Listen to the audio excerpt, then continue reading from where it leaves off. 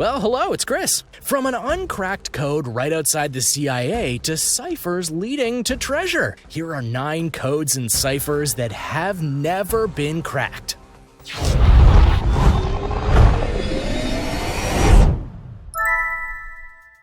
Number 9, the Dorabella Cipher. Most people would speculate that codes and ciphers are made solely for the purpose of hiding something from someone else, but the Dorabella Cipher is proof that this is not always true. Codes and ciphers are something that intrigues the minds of many, such as 18th century composer Edward Elgar. He had a deep fascination with the notion of a mysterious code, so he decided to create one of his own, and then he made a letter featuring the code and sent it off to a woman that he loved, Dorabella Penny. And it's not hard to imagine her confusion when she saw a letter comprised of half circles in different formations and signed by her love.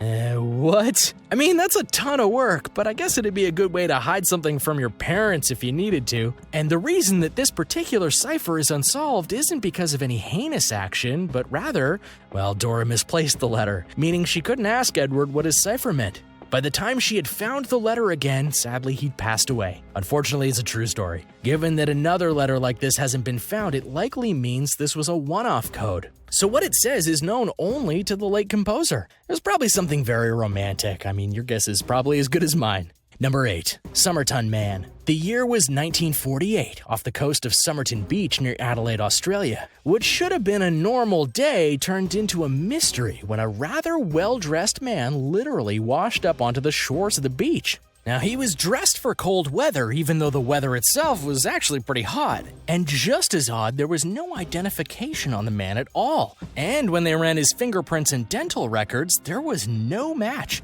This one only got weirder when a suitcase seemingly belonging to the man turned up at a local train station. In a secret compartment of the suitcase was a piece of paper that read Tam and Shud. And after analyzing the paper came the finding of a very rare book called the Rubaiyat. And on the back of that was a series of 5 lines of capital letters, written in a way that made it seem like a code was written down.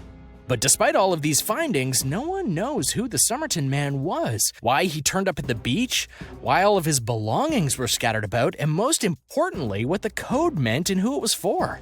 Number 7. The BLITZ Ciphers. During World War II, a bomb went off near a home in East London. When it did, it damaged the cellar of a house in the area. When the family went to investigate the damage, they found a series of manuscripts that appeared to be from a very ancient time. By this I mean that the way they were written as well as the paper they were on was very old and stylized, and the language that was written wasn't understood by the family members. Uncertain of what to do, they hid the papers away, not telling anyone about them. Eventually, in 2011, a member of the family decided to show the world what their family had found and gave it to the public to see who could decipher this weird text. The manuscripts were a mixture of symbols and words, and done in a way that confused pretty much everyone who looked at them. Some facts were gleaned from the papers, though, such as that there were 2 authors who made them, and each had a different job in terms of what was being written. However, despite being able to determine that, nothing else has been cracked from these papers. Between the writing style and the symbols, there's no context for what it all could mean. And now for number 6, but if you're new here, be sure to subscribe and click that notification bell so you don't miss out on the latest videos.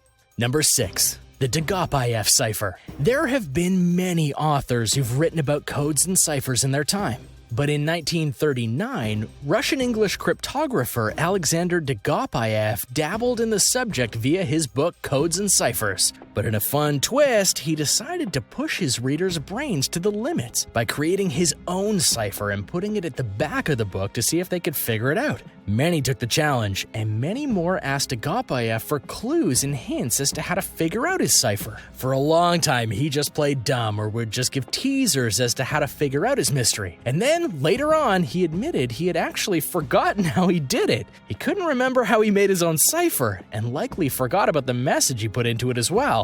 And because of this, it remains unsolved. Number 5. The VOYNICH manuscript. The VOYNICH manuscript is a codex, for lack of a better term. And yet it's not something we can translate or decipher, but not for lack of trying an analysis, mind you. The main reason is because the VOYNICH manuscript is both handwritten by the author and is hand-drawn. Usually it would just take time to decipher the handwriting, but the text itself is written in a language that no one on this earth currently understands. That's right, the language was created by the author with no translator available, like a Rosetta Stone, for example. As for the drawings, they feature nudes of females, strange plants and animals, but not ones that have the proportions or figures of regular females. And almost all of them are basked in a fluid of unknown intent. These factors make the VOYNICH manuscript a very confusing piece of text, and one that many have tried to figure out over the years. The book itself was guessed to have been written by someone in the 15th century, but as to what the author was meaning to write or why he wrote it at all, well, no one can say. It could be a reference medical book of sorts, or of course, like everyone likes to say when we don't know something, it could just be aliens. Until a major breakthrough is made or something comes up to help decipher the text, the VOYNICH manuscript may forever be a mystery in regards to its contents. Number 4. KRYPTOS. The United States has many covert agencies, one of which is the CIA, or Central Intelligence Agency. And right outside the building that houses the CIA is a massive cipher that has remained mostly unsolved since its inception.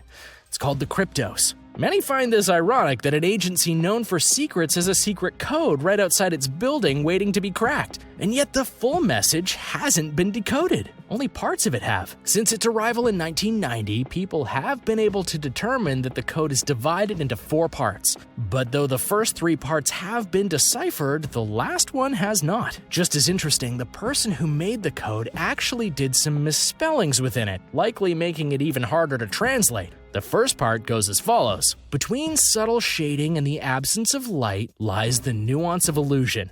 An illusion is misspelled. Part 2 of the piece is said to reference a treasure that is only 200 feet from the statue if you know where to look. But as for the last part, well, it's unsolved, and it could hold the true meaning of the KRYPTOS.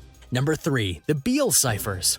In 1885, a man named Thomas Jefferson Beale wrote something into a pamphlet called the BEALE Papers. Specifically, he wrote a story about a great treasure that he had found in the American West, transported to Virginia, and then buried. He would then give people, via the pamphlet, a trio of ciphers to crack, each of which gave a clue and context to the treasure that he was alluding to and where to find it. The problem is that of the 3 ciphers, only one has been cracked since 1885, and there's no clues to the treasure in it, but rather just an explanation that the treasure they seek is gold, which would make sense given the time period, even though the gold was claimed to have been found in 1816, long before the famed California gold rush.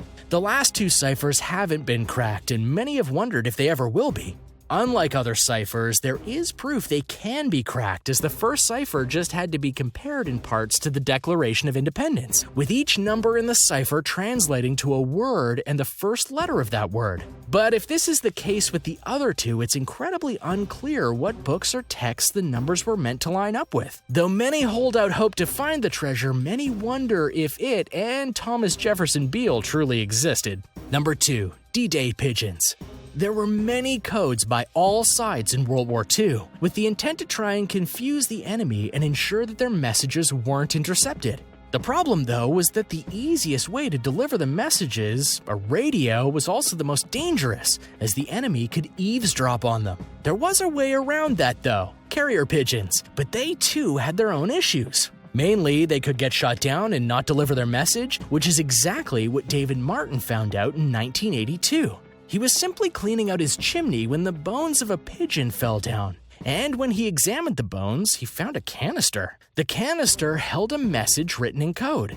And due to his location, it was determined that this bird and its message were meant to be delivered to a codebreaker. Many believe Alan Turing, the legendary codebreaker, on none other than D-Day itself.